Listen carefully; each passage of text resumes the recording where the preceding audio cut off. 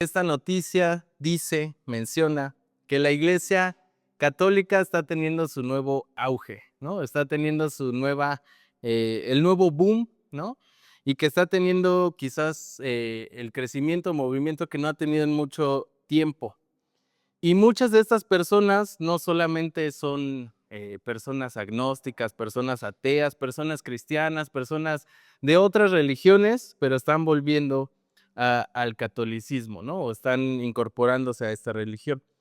Y, y esto no lo digo como para, vamos a hacer algo nosotros, ¿no? Competencia, sino más bien que me llamó la atención porque yo decía, ¿qué fue lo que pasó o qué fue lo que hicieron? Y realmente leyendo la noticia, los estudios y lo que habían hecho, no es que la Iglesia católica haya hecho algo diferente, sino que los informes o los testimonios que daban coincidían en un motivo particular, y es que aquellas personas que están volviendo al catolicismo, muchos de ellos lo hacen porque están en la búsqueda de las tradiciones, ¿no? Es decir, están buscando seguir una tradición, están buscando seguir algo que quizás hacían, que hicieron, que conocieron o que vieron anteriormente, ¿no? Entonces, son personas que buscan sentirse bien al cumplir con ciertos ritos o sentir que hay algo sagrado en la forma de asistir a la iglesia, ¿no? Hasta hace poco yo nunca había tomado una misa, ¿no? Nunca había ido a misa, hasta la semana pasada que un amigo se casó y tuve la oportunidad de estar en una. La realidad es que había muchas cosas que yo no entendía, ¿no? No sabía cuándo sentarme, no sabía cuándo ponerme de pie, no sabía qué decir, no entendía lo que estaban diciendo, ¿no? Porque veía que el padre decía algo y los demás repetían algo. Y yo no entendía qué era eso, ¿no? O no alcanzaba a comprender lo que decían. O luego el padre decía, denle la paz a los demás, ¿no? Y yo como que no supe qué hacer, ¿no? Y entonces ya veo que todos empiezan a saludar y así dije, entonces ya saludé a otros, ¿no? Pero no entendía qué era eso. Eh, de Como era una boda, lo que estábamos, veía yo que el padre hacía como en una copa como que echaba algo y luego otro y luego me lo meneaba, y estaba ahí haciendo como un preparativo, y yo pensé que para los novios, ¿no? Y se lo tomaba él, ¿no? Y ya limpiaba su copa, guardaba todo y ya, ¿no? Entonces yo decía, ah, pensé que era para los novios, ¿no? Porque estaba ahí, haciéndolo frente a ellos y todo. Y muchas cosas que no entendía, ¿no? La realidad es que no entendía, pero algo que sí podía ver es que todo se veía muy espiritual, ¿no? O sea, todo se veía así muy, yo hasta dice: "Ay, se ve chido eso", ¿no? O sea, se ve así como, pues, imponente, ¿no? Así como que decía, muchas cosas así que decía: "Se ve padre, eso está curioso, esto no lo entiendo, no sé qué pasa", ¿no? Pero volviendo a esta noticia, una de las chicas entrevistadas dijo algo, que se me quedó y se los quiero leerlos, y ella dice: "Tenía esta pregunta en mente, ¿siento la presencia de Dios aquí? Es un lugar sagrado, así que presté mucha atención a los aspectos estéticos y espirituales de las ceremonias, y al final me sentí más atraída por la misa católica". Entonces, esta persona está diciendo, en sus propias palabras, que lo que le llamó la atención fue el aspecto estético y espiritual de las ceremonias, ¿no? Por eso yo les digo, yo la verdad fue mi primera vez y sí me sentí así apantallado, ¿no? Dije: "Ay, hacen muchas cosas", ¿no? Entonces, obviamente, personas, y que al igual que yo se pueden sentir así, ¿no? Apantalladas. Y en el camino de regreso pasamos por varios pueblitos que tenían iglesias impresionantes, ¿no? Ostentosas, gigantes, imponentes. Ustedes saben, una de mis iglesias favoritas es la de Maní, ¿no? Amo ir a Maní y me gusta mucho la iglesia, pero estas iglesias, aunque estábamos en pueblitos así desiertos, eran gigantes, ¿no? Y luego nos sorprendía porque veíamos el equipo de sonido Bose, JBL, ¿no? Y yo decía: "No manches, ¿no? Ya quisiera uno tener esas bocinas", y las tenían como 10 bocinas por todos lados, ¿no? Y obviamente las iglesias espectaculares, gigantes, altas, había una que era como de azulejo, así toda impresionantes, ¿no? Y los jardines y los espacios. Y no importa que el pueblito no tenga ni caminos, la iglesia está impresionante, ¿sí o no?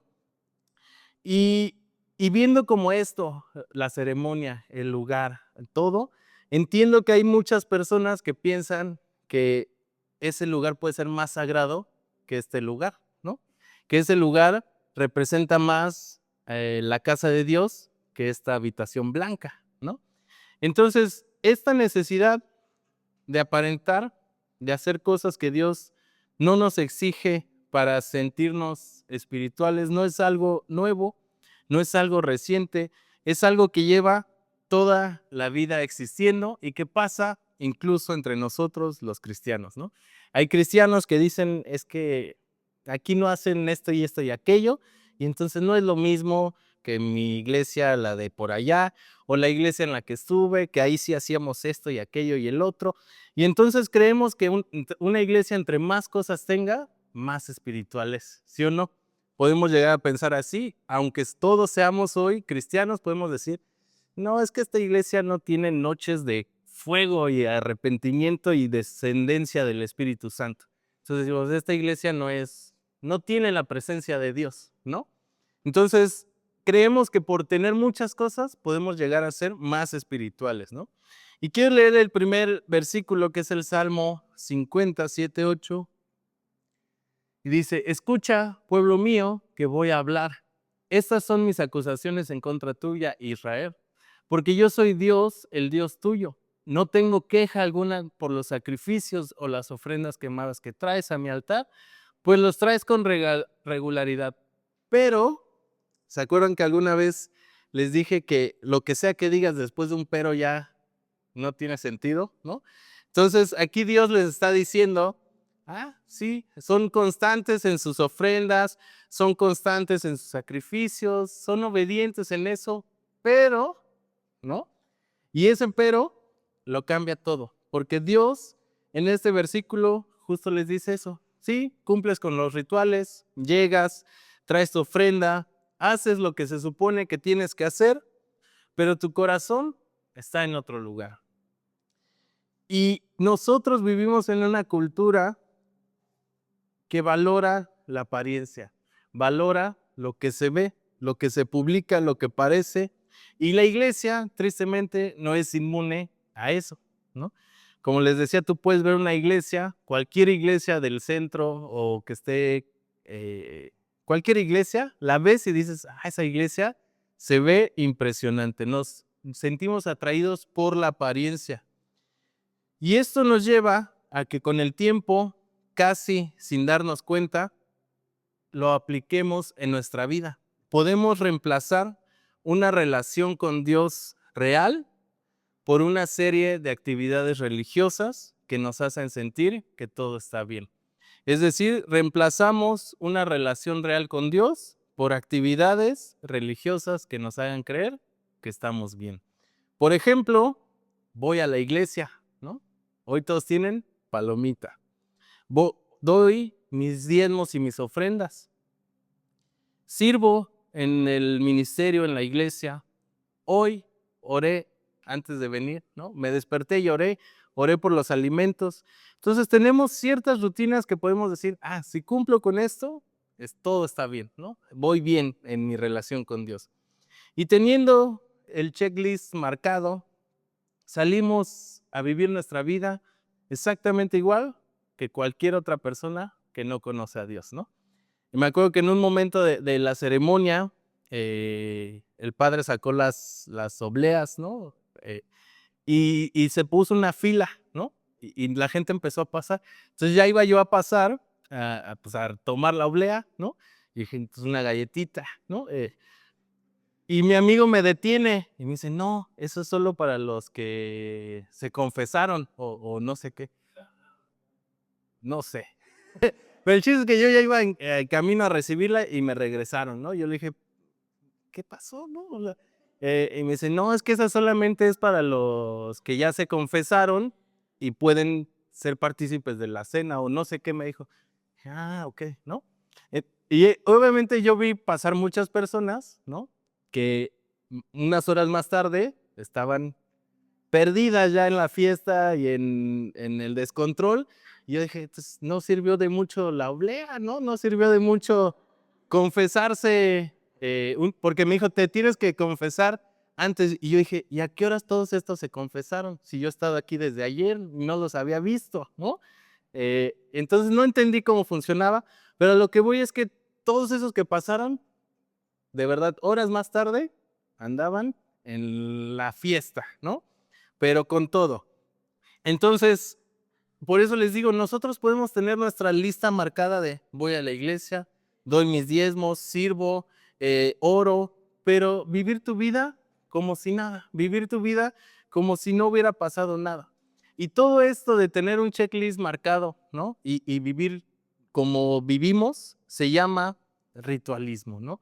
Es decir, seguimos un ritual. Y eso es uno de los peligros más silenciosos en la vida cristiana.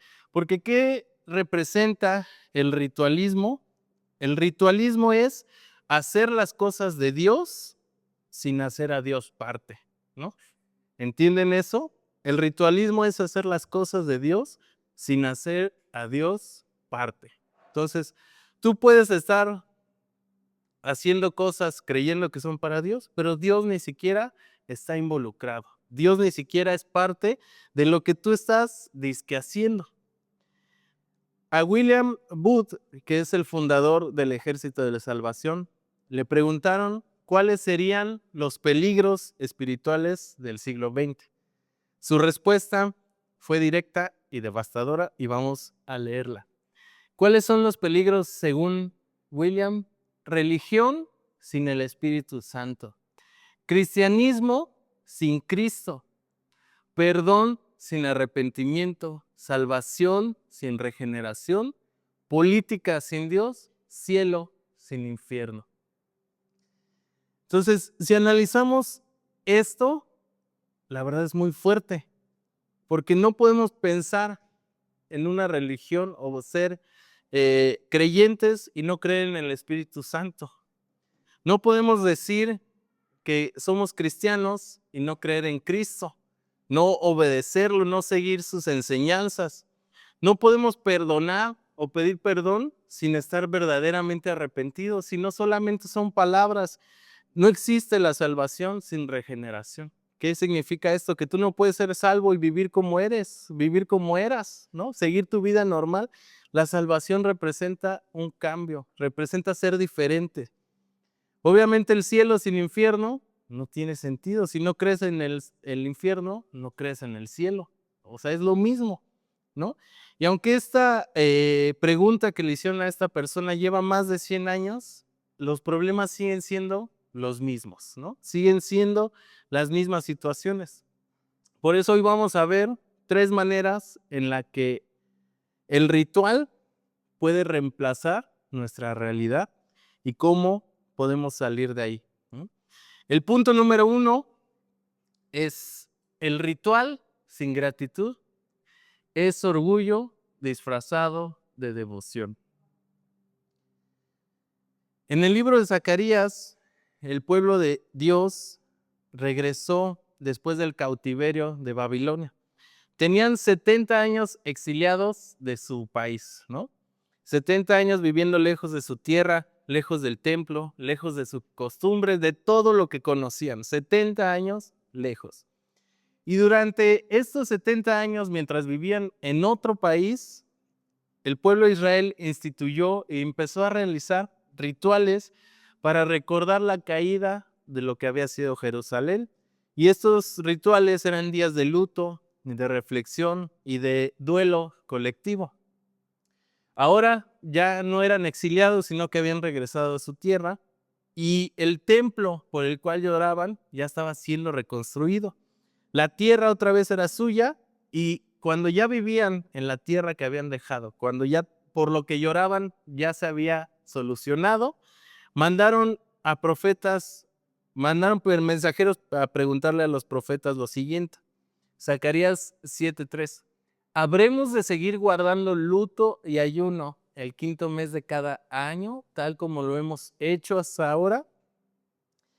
Entonces, esta pregunta, si somos honestos, parece una pregunta sincera, una pregunta espiritual, ¿no? Llevamos 70 años haciendo esto. Ahora que estamos de vuelta, ¿tendremos que seguir haciéndolo? No es la pregunta que se están haciendo. Y Dios responde de una manera que los deja sin palabras, ¿no? Zacarías 7, versículos 5 y 6 dice: ustedes hacen ayuno y guardan luto el quinto y el séptimo mes desde hace 70 años, pero no lo hacen para honrarme a mí, sino que cuando ustedes comen y beben, lo hacen para su propio provecho. Entonces imagínense, 70 años ayunando, 70 años haciendo un ritual, y Dios les está diciendo: si nunca lo hicieron para mí, solamente lo hicieron para sentirse bien ustedes, ¿no? Solamente lo hicieron para alimentar su pensamiento de que estaban actuando correctamente, ¿no?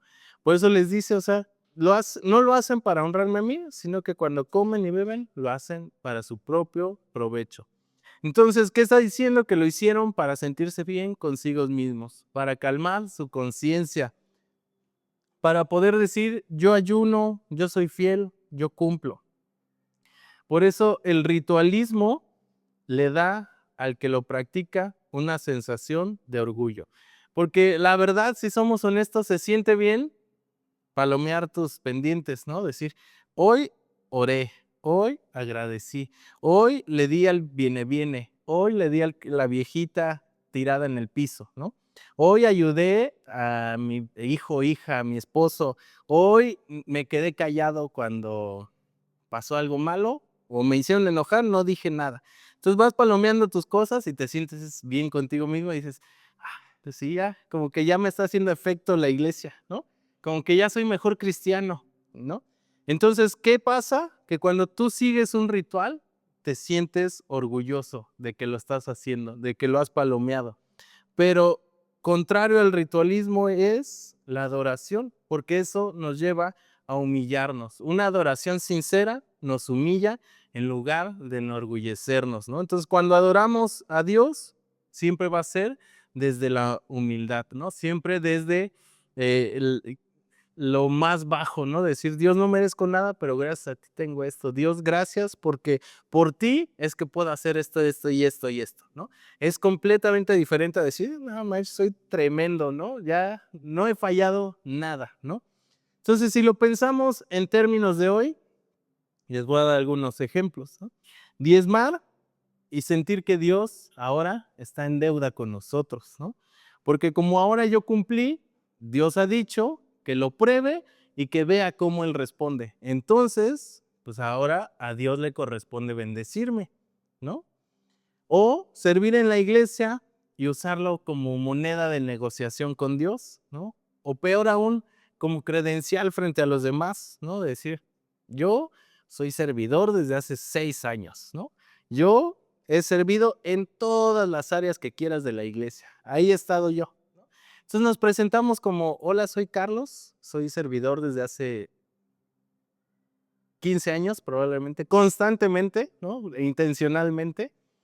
Y he servido en esto y esto y aquello, y Dios me usa grandemente, ¿no? Entonces imagínense que yo llegara y me presentara así, ¿no? Yo creo que todos les caería mal, ¿no? Yo mismo me caería mal. Pero hay muchas personas que sí lo hacen así, ¿no? Usan el servicio como una moneda de negociación con Dios o como credencial ante los demás. O también podemos orar todos los días de la semana y usar eso como excusa para tolerar un pecado que llevamos meses arrastrando.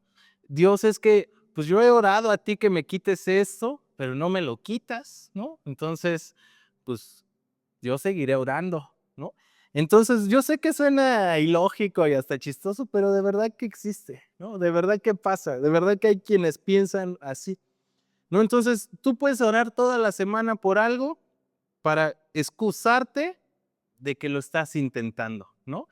Entonces, pues sigues con tu pecado. El Salmo 50 lo dice claramente, ¿no? Dios no necesita nuestras ofrendas, no porque sean innecesarias, sino porque Él es dueño de todo. Vamos a leer Salmos 50:12. que dice, si tuviera hambre, no te lo diría, porque mío es el mundo y todo lo que en él hay. Entonces, realmente, ¿qué le puedes dar tú a Dios que le sirva? ¿Qué tienes tú que no tenga Dios? ¿O qué tienes tú que le haga falta a Dios? Como para decir, como si Dios fuera ese niño chiquito, ¿no? Yo lo hago con mi sobrino. Lo amenazo siempre que me trata mal con quitarle el YouTube, ¿no? O borrarle videos o cosas así. Imagínense, a veces somos así con Dios. Dios es dueño de todo. No, Dios, pero es que si no me das esto, no voy a ir a la iglesia, ¿no? Y Dios, no, por favor, no, espérate ya, ahí te va, ¿no? Entonces, a veces pensamos que es así, cuando Dios lo está diciendo claramente, o sea, mío es el mundo y todo lo que en él hay. O sea, tú eres de Dios, lo que tienes es de Dios, o sea, no hay nada que sea más importante para Dios que tú mismo, ¿no? Entonces, lo que Dios quiere en nuestra ofrenda, Él quiere que entiendas de dónde viene todo lo que tienes. Quiere que tu gratitud sea real y que no sea solamente una actuación religiosa. Vamos a leer el punto número 2. Puedes conocer la Biblia de memoria y vivir como si no existiera. Y este quizás es el punto más incómodo del mensaje, ¿no? Quizás el más duro. Porque es posible ser muy religioso y estar muy lejos de Dios al mismo tiempo. Entonces, suena contradictorio, suena que no es posible, pero es una realidad. Tú puedes ser muy religioso y estar muy lejos de Dios al mismo tiempo. El Salmo 50 no le está hablando a los paganos, a las personas que no conocen de Dios, no le está hablando a los que están afuera de la iglesia, le está hablando a aquellos que conocen las leyes de Dios, a aquellos que las recitan, las enseñan y al mismo tiempo las ignoran, ¿no? Por eso Jesús luchaba mucho contra los fariseos, porque eran estas personas que las recitaban, se las sabían de memoria, las enseñaban, las compartían, pero no las aplicaban en ellos, ¿no? Entonces dice Salmos 50, 16 y 17. Pero al malvado Dios dice, no recites más las leyes mías y deja de fingir que me obedeces, pues has rechazado mi disciplina y menospreciado mis leyes. Y cuando dice rechazar la disciplina, en lenguaje bíblico no significa simplemente desobedecer una regla. No significa simplemente olvidarse de un punto. Significa negarse a la corrección. Es decir, Dios, no me puedes aplicar esto a mí, ¿no? Significa leer la Biblia y aplicársela a todos los demás, excepto a uno mismo. Eso es rechazar la disciplina de Dios. El pensar que todos los demás lo necesitan, excepto tú. ¿Les ha pasado alguna vez? ¿No? Si somos honestos y nos preguntamos, escuchas un mensaje y piensas como que le hace falta esto a mi cuñada, ¿no? Como que a mi cuñada le caería bien este mensaje, ¿no? O a mi vecino le haría falta saber esto. O al que tengo sentado atrás, como que le ayudaría mucho a aplicarlo, ¿no? Entonces, podemos señalar a todos, pero nunca a nosotros mismos, ¿no? Todos lo necesitan, excepto uno mismo. Pero la Biblia no es un espejo para ver los defectos de los demás, es un espejo para vernos a nosotros mismos, para ver qué es lo que está mal en nosotros. Zacarías describe algo que tendría que darnos miedo, algo que tendría que preocuparnos y es una progresión. ¿Qué significa progresión? Algo que va creciendo, que va avanzando, que va desarrollándose. Entonces, nuestro corazón no se endurece de la noche a la mañana y eso significa que tu corazón ha progresado y se ha vuelto duro, ¿verdad? Entonces vamos a leer ahora Zacarías 7:11. Pero el pueblo se negó a obedecer. Después de que Dios les dijo que no necesitaba sus ayunos, es esta parte. El pueblo se negó a obedecer, todos volvieron la espalda y se hicieron los sordos. Endurecieron su corazón como el diamante para no escuchar la enseñanza y los mandatos del Señor. O sea, es impresionante. ¿no? Y por eso les hablaba. Tú puedes hacer los rituales que quieras, pero si Dios no te pidió eso, no importa, no sirven de nada. Y ellos tenían 70 años haciendo esto y cuando les dijo Dios, ¿no es necesario? ¿Qué dijeron? No, claro que es necesario. Si se siente bien padre, ¿cómo no te va a gustar, no? Si está bien chido reunirnos todos y hacer ayuno colectivo y lo que sea. ¿Cómo crees, Dios, no? Se dieron la vuelta y se fueron. Entonces, aquí en este versículo vemos la progresión. Primero, nos negamos a escuchar, ¿no? Nos negamos a escuchar la corrección. Después, le das la espalda y te justificas. Dices, es que eso no era para mí, era para mi vecino, era para mi hermana, mi cuñado, mi tío. Después de eso, te tapas los oídos intencionalmente, ¿no? Es como la frase esta, no oigo, soy de palo, ¿no? Y te vas, tengo orejas de pescado, ¿no? Entonces te vas y dices, no escuché, no sabía, ¿no? Y al final, ¿qué es lo que pasa? Que se vuelve tu corazón de diamante. Y no porque sea valioso, sino porque se volvió duro, frío, irrompible, ¿no? Entonces, no porque tu corazón se haya vuelto, es algo de lujo, es algo que no todos tienen. No, más bien porque tu corazón es frío, duro, irrompible. Y lo más peligroso de esta progresión es que en cada etapa, la persona cree que está bien, ¿no? O sea, lo más peligroso es que cuando te niegas a escuchar, crees que estás bien. Lo más peligroso es que cuando das la espalda justificándote, crees que tienes la razón. Cuando te tapas los oídos, crees que estás bien, ¿no? Y al final, cuando tu corazón está duro, crees que estás bien, ¿no? O sea, diciendo, pues es que la vida me ha hecho así para ser fuerte y enfrentar los problemas. Y entonces, crees que estás bien, ¿no? Entonces, no importa cuánto de esto sigas y hagas, si tú crees que estás bien en algo que Dios no te ha pedido, pues tú probablemente estés camino a la progresión de volverte peor que antes, ¿no? Y el último punto es, la obediencia diaria vale más que 1000 rituales anuales.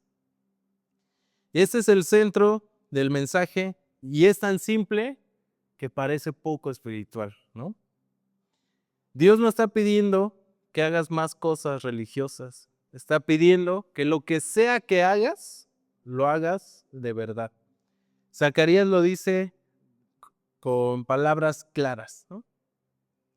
Sean ustedes rectos en su juicio y bondadosos y compasivos unos con otros. No opriman a las viudas, ni a los huérfanos, ni a los extranjeros, ni a los pobres. No piensen en cómo hacerse daños unos a otros. Entonces, la verdad es que está más fácil ser buena persona que ayunar 70 años, ¿no? O no sé ustedes, pero para mí, Zacarías y a través de Dios se las estaba dejando más papas, ¿no? O sea, le estaba diciendo, pues ya párale a tus rituales, solo haz esto. Y versículos pasados, ¿qué decían? No quisieron, se dieron la vuelta y se fueron indignados, ¿no? Entonces, estos versículos no nos están diciendo, ayunen más, hagan más sacrificios, multipliquen sus rituales. Si no, dice, trátense bien, sean justos, cuiden al que no tiene, quien lo cuide. Y esto es importante porque la relación que nosotros tengamos con las personas que nos rodean revela exactamente cuál es nuestra relación con Dios. O sea, el cómo seas tú con las otras personas va a mostrar cómo es tu relación con Dios. Entonces tú puedes decir lo que quieras, ¿no? Pero el cómo te comportes con los que están a tu lado va a decir más que todas tus palabras. Porque la misma Biblia lo dice, ¿no? No puedes amar a un Dios que no ves si maltratas a la persona que sí ves, ¿no? Entonces piénsalo en concreto. ¿Cómo tratas a tu familia cuando no estás en público? ¿Cómo hablas de tus compañeros de trabajo cuando no están presentes? ¿Cómo respondes cuando alguien te falla, te decepciona o te hace quedar mal? ¿Cuál es tu respuesta? ¿Cuál es tu actitud? Y en esa manera de actuar es donde medimos si nuestra fe es real o simplemente hemos seguido un ritual. Volviendo al Salmo 50 nos da el remedio claramente. Y no se trata de algo más religioso, no se trata de algo más complicado, simplemente es una postura diferente de nuestro corazón. Dice Salmos 50, 14, 15. Lo que quiero de ti es verdadera gratitud a Dios. Quiero que cumplas tus promesas al Altísimo. Confía en mí en tus tribulaciones para que yo te libre y puedas darme la gloria. Entonces, en este versículo hay tres cosas: gratitud genuina, fidelidad en lo que prometiste y dependencia real de Dios. Entonces, esto no es un día al año, no es una vez cada cierto tiempo, es todos los días. Gratitud, fidelidad y dependencia a Dios. Tres simples cositas, ¿verdad? Entonces, ya para terminar, quiero que volvamos al principio, ¿no? Al principio les contaba de esta noticia que leía: personas buscando tradición, personas buscando volver a rituales, ¿no? De decir, es que esto sí se siente religioso, esto sí se siente espiritual. Entonces, estas personas en busca de sentirse espirituales llegan a edificios imponentes con ritos elaborados, una forma en la que ellos creen que están bien con Dios. Y esta historia, aunque moderna, ¿no? Aunque actual, es el mismo caso de Zacarías miles y miles de años atrás. El mismo problema, la misma reacción. ¿Cuál era el problema de Zacarías? Querían permanecer haciendo algo que ellos mismos se pidieron hacer. Dios no se los ordenó y ellos querían seguir manteniéndolo. Dios les dijo, no es necesario, sé buena persona, actúa diferente. Misma reacción, se enojaron, se fueron y no quisieron, ¿no? Entonces, desde hace miles de años, las personas prefieren seguir rituales que los hagan sentirse conformes consigo mismas, aunque ignoren o desprecien a todos a su alrededor. Y aquí está lo que muchos no logran entender de la gracia de Dios, y es que la gracia es tan sencilla que es difícil de creer. O sea, es tan fácil recibirla que es difícil de creer que eso es todo. Y por eso muchos se complican, por eso muchos buscan algo más. Porque nos podemos hacer preguntas. ¿Cómo es posible que no deba de pagar nada por mis pecados? ¿Cómo es posible que no deba de pagar nada por mi culpa? ¿Cómo que una oración basta para ser salvo? O sea, si somos honestos, podemos pensar, no puede ser así de fácil. Es muy sencillo. Tiene que haber letras chiquitas, tiene que haber algo escondido. Pero aquellos que piensan así son los mismos que nunca han entendido que no se trata de quién eres tú, sino de quién es Dios, ¿no? Y por qué lo está haciendo. Y cerramos con el último versículo, que es Salmos 50, 23. Pero el que me ofrenda su gratitud, me honra. Los que andan por mis sendas recibirán salvación del Señor. Entonces, ¿qué es lo que nos pide Dios más allá de rituales complicados? Una vida honesta, una vida agradecida, ser obedientes en lo cotidiano, en lo que Dios espera de todos nosotros. Entonces, en resumen, si tenemos que cerrar esta prédica con una frase, es: sé real con Dios y contigo mismo, ¿no? Con Dios, con los demás y contigo mismo, ¿no? Fácil, sé real, ¿no? Está complicado, ¿no? ¿Por qué no le dices al que tienes al lado? Sé real, ¿no?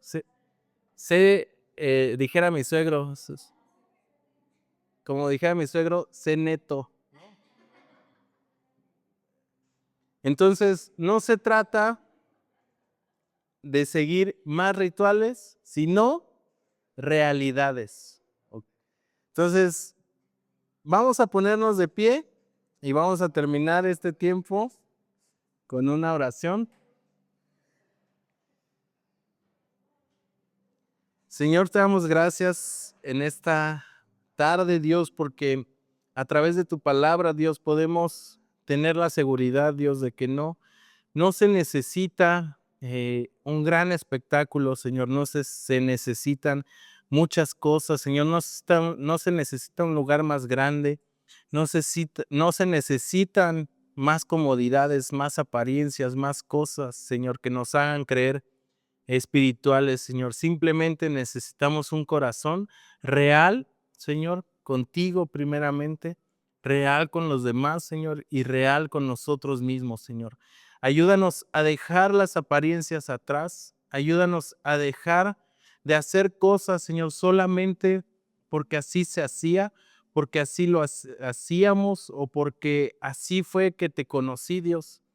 Y ayúdanos a tener una relación cercana y honesta contigo, Señor, más allá de las apariencias, más allá de lo que los demás digan o piensen que así tiene que ser, Dios.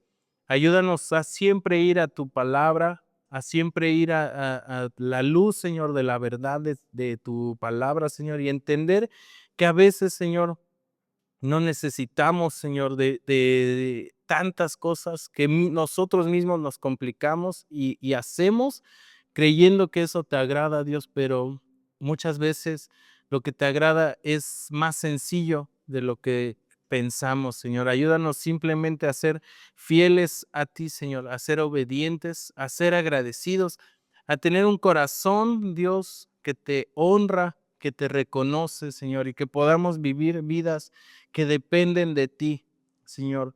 Gracias por este tiempo y te pedimos, Señor, no ser una iglesia llena de rituales, Señor, llena de cosas, Señor, que no nos acercan a ti, sino que muchas veces solo nos engañan, Señor, creyendo que nuestra vida está bien así, cuando hay muchas cosas aún por trabajar, muchas cosas por cambiar y muchas cosas por mejorar, Dios. Muéstranos siempre, Señor, lo que necesitamos dejar a un lado y ayúdanos, Señor, a vivir para ti, Señor, usando, Señor, siempre la Biblia, Señor, como ese espejo donde podemos reflejar, Señor, nuestra necesidad, Señor, donde podemos reconocer que te necesitamos y que hay cosas, Señor, que solo tú puedes cambiar en nosotros, Señor. En tus manos ponemos este tiempo, Señor, te damos gracias en el nombre de Jesús. Amén. Amén.